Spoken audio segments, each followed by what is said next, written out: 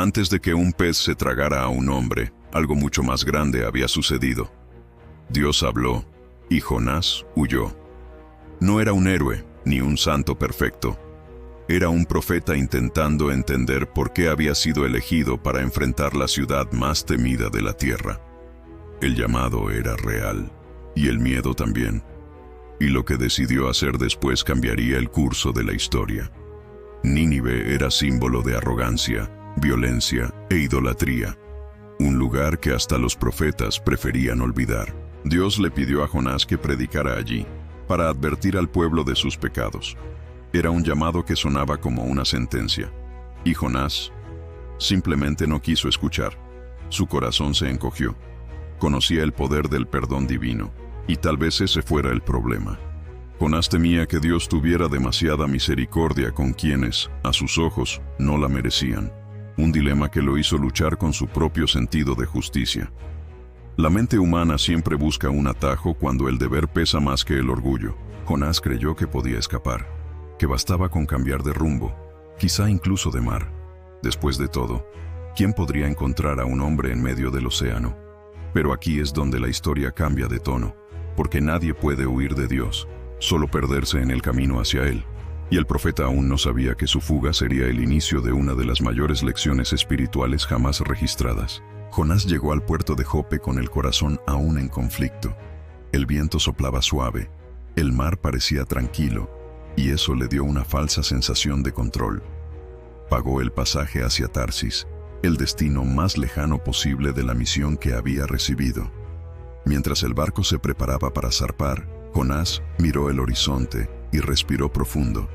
Intentó convencerse de que estaba haciendo lo correcto. Solo necesito un tiempo lejos de todo, quizá pensó. Pero nadie huye de un llamado, solo retrasa el encuentro con él. Los marineros, hombres simples y rudos, no sabían que llevaban a bordo a alguien que huía de Dios. Para ellos, Jonás era solo otro viajero cansado. Pero había algo extraño en el aire, una calma que parecía demasiado sospechosa.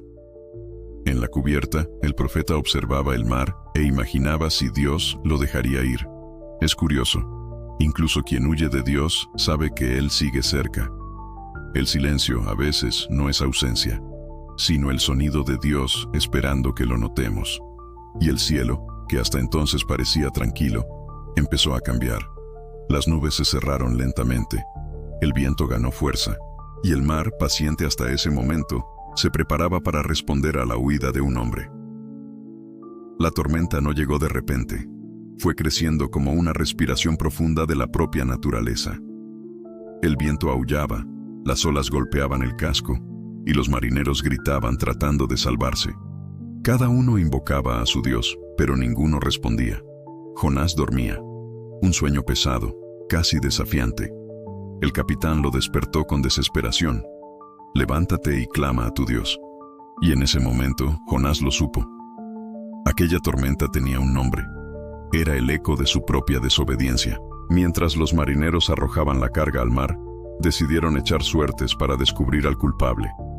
Y la suerte cayó sobre Jonás. El profeta no lo negó. Miró al suelo, respiró hondo y dijo: «Soy hebreo. Huyo del Dios que hizo el mar y la tierra». Un silencio extraño invadió el barco. Los hombres no sabían si temerle a él o al Dios al que servía. Entonces Jonás habló con serenidad: «Arrójame al mar, y todo se calmará». Palabras simples, pero dichas con el peso de quien sabe que ya perdió la lucha. Los marineros dudaron, intentaron remar, pero el mar creció aún más. Y entonces, lo imposible sucedió. Lo lanzaron a las aguas. Y, en el mismo instante, el mar se hizo paz. El silencio que vino después fue casi aterrador. Las olas cesaron. El viento paró. El barco flotaba como si el tiempo se hubiera detenido. Nadie hablaba. Solo respiraban, intentando entender lo que acababan de presenciar. Aquellos hombres no eran siervos de Dios. Eran paganos, acostumbrados a ídolos y rituales. Pero ante ese milagro, el miedo se transformó en reverencia. Ellos comprendieron que no estaban ante un profeta cualquiera, sino ante el Dios al que hasta el mar obedecía. Uno de los marineros cayó de rodillas. Otro levantó las manos, temblando. La fe nació allí, entre la sal y la madera. El barco, que antes cargaba desesperación, se convirtió en un altar improvisado. Ofrecieron sacrificios, hicieron votos. La tormenta se había llevado a un hombre, pero había dejado un mensaje. El verdadero poder no está en el viento, sino en la voluntad de Dios.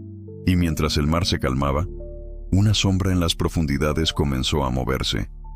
Algo enorme, silencioso y obediente a la misma voz que gobernaba el universo. La caída fue larga. El agua fría lo envolvió por completo, y el sonido del mundo desapareció. Jonás se hundía, y con él, su culpa y su orgullo. Las corrientes lo arrastraban, y la oscuridad lo devoraba todo. Era como si el propio mar lo estuviera juzgando. Pero algo extraño sucedió. Jonás dejó de luchar.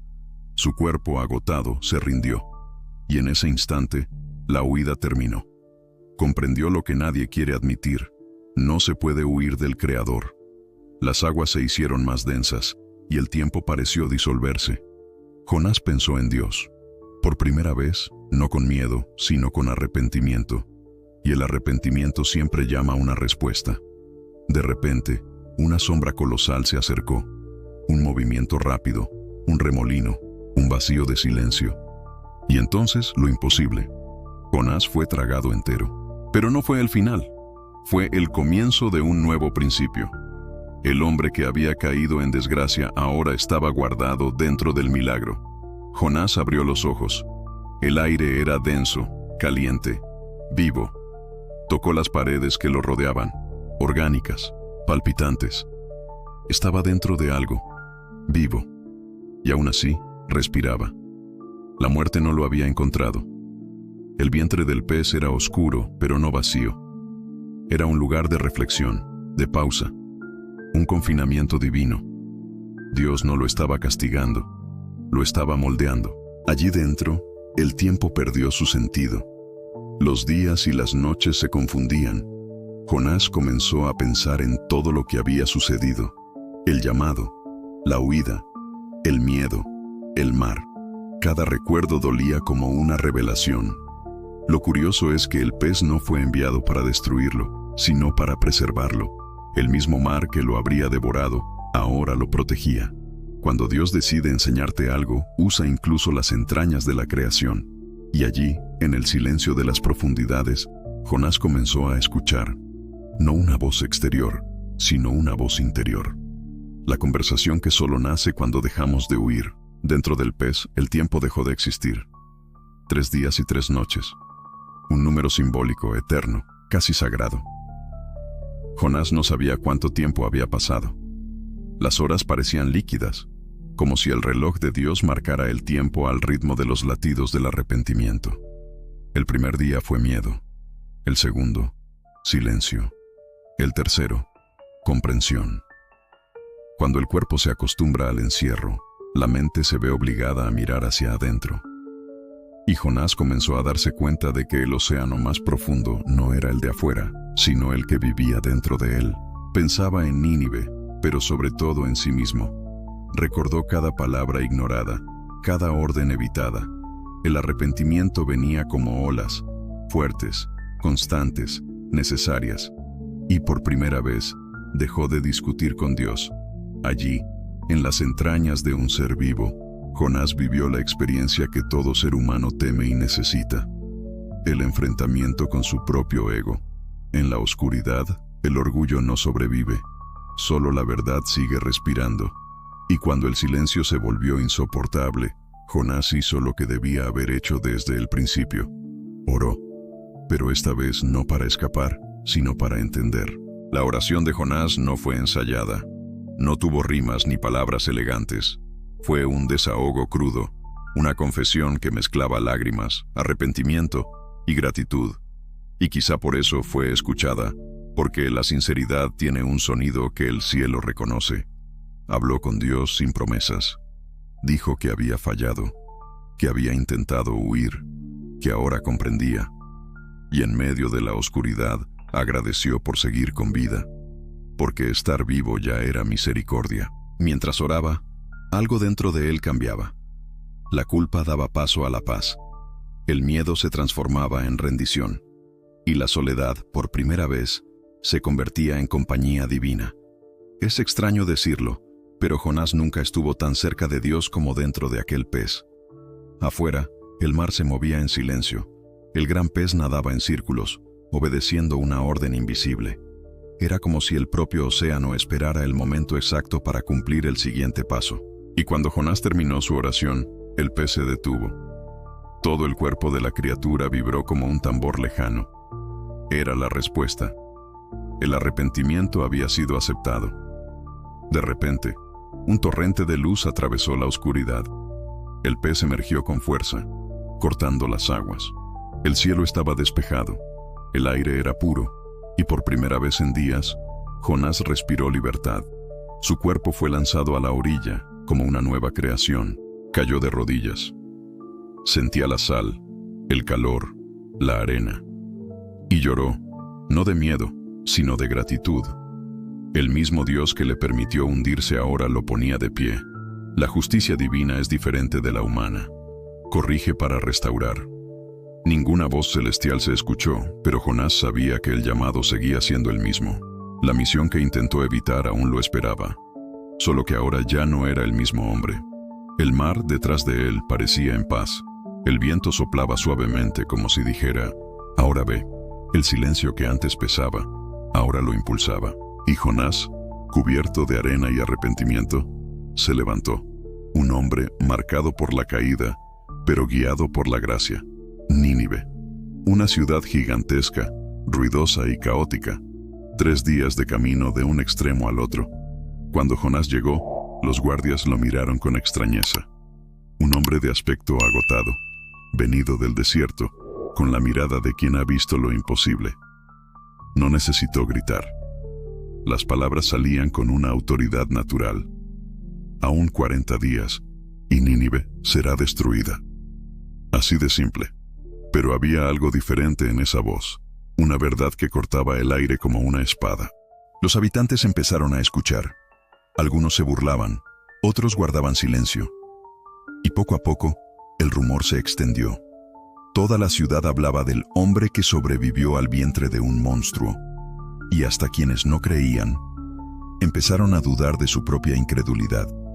La noticia llegó al palacio. El rey escuchó el relato y sintió algo inusual. Un temor que no provenía del miedo, sino del reconocimiento. Sabía que no era solo una amenaza más, era una advertencia.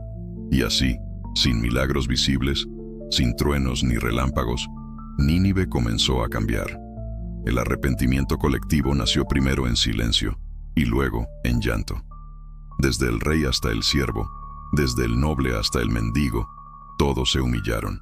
Se vistieron de saco, se cubrieron de ceniza y oraron. Hasta los animales ayunaron. La ciudad que antes vivía en pecado ahora respiraba arrepentimiento. Fue el mayor acto colectivo de fe jamás registrado. El pueblo creyó, y Dios vio. El perdón comenzó a extenderse como una brisa suave, invisible pero real. El rey bajó de su trono, se quitó la corona y se arrodilló en el polvo. Entendió lo que muchos líderes no entienden. Ante Dios no hay títulos, solo corazones. Jonás observaba todo aquello, y por dentro se debatía entre la admiración y la confusión. Había cumplido su misión, pero el resultado removía algo que aún no había entregado, su sentido de justicia. El profeta no lo sabía, pero la prueba más grande aún estaba por venir. Y esta vez, no sería contra el mar, sino contra su propio corazón. Dios vio el arrepentimiento y perdonó la ciudad. No llegó castigo alguno. Ningún fuego cayó del cielo, solo el silencio, el mismo silencio que precede a la gracia. Jonás se enojó. Esperaba justicia, no perdón. Era como si, después de todo, Dios hubiera cambiado de opinión. Pero Dios no cambia, simplemente actúa según un amor que el hombre aún no comprende. Aquí es donde el misterio de la misericordia se vuelve más profundo. El mismo Dios que usa el mar para disciplinar, usa el perdón para enseñar. Y cada vez que salva a alguien, revela un nuevo matiz de su paciencia. Jonás, frustrado, dejó la ciudad. Quería respuestas. No podía aceptar que el castigo no hubiera llegado. Quería un Dios predecible, y Dios nunca lo es. El viaje externo había terminado. El interno apenas comenzaba. Jonás se sentó fuera de la ciudad, mirando el horizonte. Esperaba, tal vez, un relámpago, un terremoto, algo. Pero nada sucedió. El cielo siguió azul, el viento tranquilo, y eso lo irritaba aún más. Oró, pero esta vez con enojo. Yo sabía que tú eras misericordioso, Señor. Por eso intenté huir. Un desahogo humano, real, honesto. Jonás no entendía que, al enojarse con la gracia, estaba demostrando cuánto aún la necesitaba. Dios lo escuchó. Y como siempre, respondió de una manera inesperada. Hizo crecer una planta sobre Jonás, ofreciéndole sombra y consuelo. El profeta se alegró. Por un momento sintió alivio. Pero al día siguiente, la planta murió. Un gusano la destruyó. Y el sol quemó la cabeza de Jonás hasta que deseó la muerte. La ironía divina estaba completa. Dios no lo castigaba, lo enseñaba. A veces, la compasión necesita del contraste para ser comprendida. Jonás, dijo Dios, tienes compasión por una planta que no sembraste. ¿Y no he de tener yo compasión de Nínive, donde hay más de 120,000 personas que no saben distinguir su mano derecha de la izquierda? El profeta guardó silencio. El mismo silencio que ya había sentido en el vientre del pez. Era el sonido de un corazón quebrantado, pero esta vez, no por culpa, sino por entendimiento. Comprendió que la gracia es un don que nunca resulta justo a los ojos humanos, y precisamente por eso es divina. La compasión es el idioma de Dios, y Jonás estaba aprendiendo sus primeras palabras. El sol ardía, pero el entendimiento traía frescura. A veces, Dios nos pone bajo un calor intenso, solo para mostrarnos el valor de la sombra. Y en aquel silencio dorado del desierto, Jonás finalmente aceptó que el amor y la justicia no son opuestos, sino dos lados del mismo Dios. La historia termina sin un final definido. Jonás desaparece del texto, y el lector queda con la pregunta: ¿qué hizo después? Tal vez esa ausencia de respuesta sea la mayor enseñanza de todas, porque la historia no termina con Jonás. Termina en nosotros. Todos tenemos un llamado, todos hemos intentado huir, y todos, en algún momento, nos encontramos en las profundidades de algo que nos obliga a detenernos y escuchar. El mar, el pez, la planta, el sol. Todos son instrumentos de un mismo amor. Un amor que persigue, corrige y vuelve a comenzar, sin cansarse.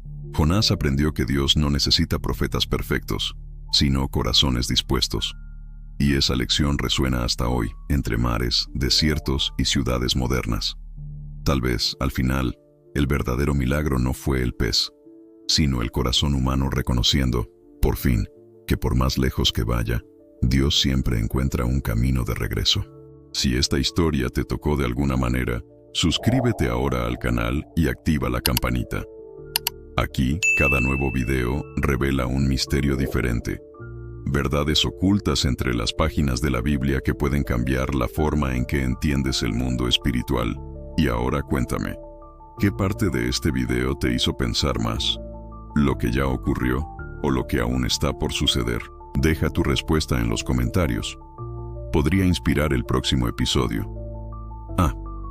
Y si sientes que hay algo más allá de lo que hablamos aquí, en el primer comentario fijado encontrarás una guía digital especial, creada para quienes desean profundizar y descubrir los misterios ocultos de la Biblia.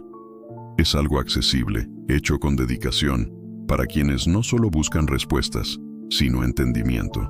Nos vemos en el próximo video. Hasta entonces, y recuerda, no todos los misterios fueron escritos para asustar, algunos fueron escritos para despertar.